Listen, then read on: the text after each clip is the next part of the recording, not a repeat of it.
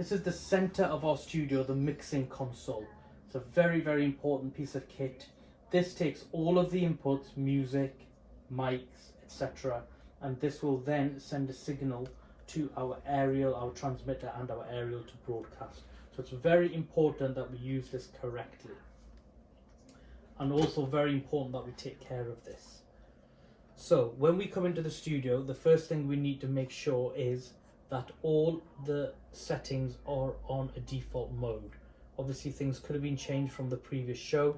Default settings are as follows. All the colored faders need to be up, all the black mic faders should be down, the black mic faders on this side, and this is the clean feed channel, should be down when you come in. Your music should be green, red, blue, yellow, corresponds to your Myriad PC of the same green, red, blue, yellow on the playout channels. Again, this is something you would need to look at the Myriad video to get more detailed information on. For this video, we just want to look at the levels. All these levels should technically be at round about what I'd say 11 o'clock.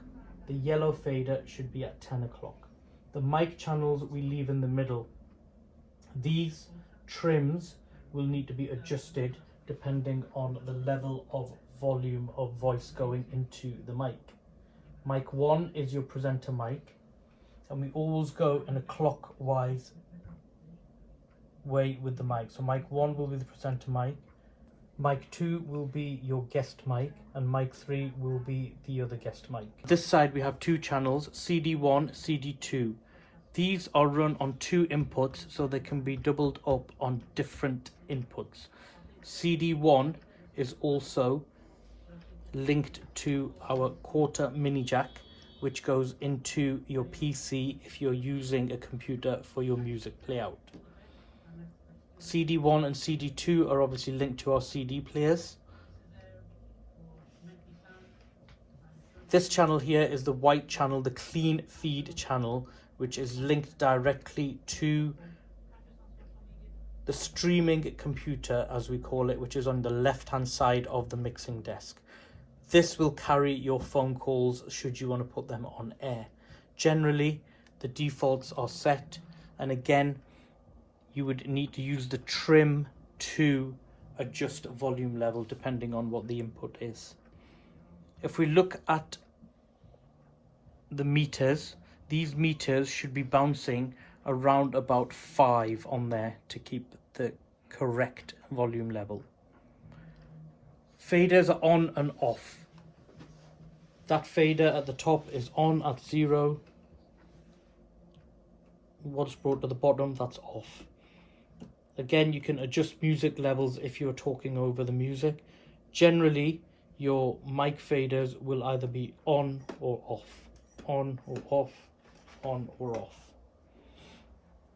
You must ensure that all your channels that you will be using in your show are switched on.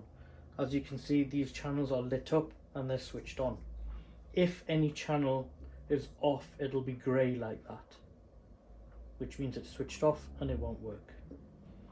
Over here we have two controls. One is for your monitor. Monitor is the speakers that are in the studio, as you can hear them. This is for your headphones, so when you have your headphones on, you can adjust the volume, and then you can further adjust the volume from the little black box. It's recommended that we put this round about 10 o'clock, 11 o'clock, and then use that to adjust your volume and leave that fixed.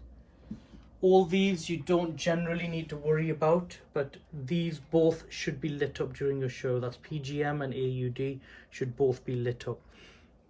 These inputs should be grayed out. I want to talk a little bit about the Q or PFL. PFL stands for pre-fade listen. So occasionally you will need to do a pre-fade listen. You might need to listen to a track off air. You might need to listen to a volume or voice level off air, in which case you would use the PFL. The PFL, you simply you can bring your mic fader down press the Q or PFL. When that's lit green, generally you won't hear anything. So it will go dead, but don't panic because that's still going out, as you can see.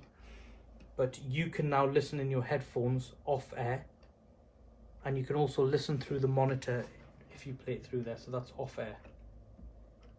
Once you're happy with whatever you're listening to off air, release the PFL and put the fader back. Same with the mic. With the mic, you don't need to lift the fader. You can keep that down. You can PFL, and you will be able to put your headphones on, speak into the mic and hear yourself, so you can get your volume right. So you can use the trim at that point to adjust what's going out. Always remember to release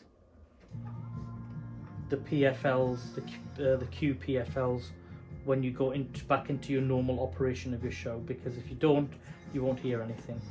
When a mic goes up, now you can be able to see, I'll demonstrate it by touching this a little bit. The music will automatically cut from the monitor, so hence that's cut there. When you put your mic down, it'll open again. Why that is because once your mic is on, if you've got music playing in the background, you're just going to get a feedback loop, or you're going to be able to, literally the music's going to go through your mic, so you'll be able to hear the music, hence causing the feedback and just annoying sound really. So that's why that's automatically cut off once you put your mic, oh,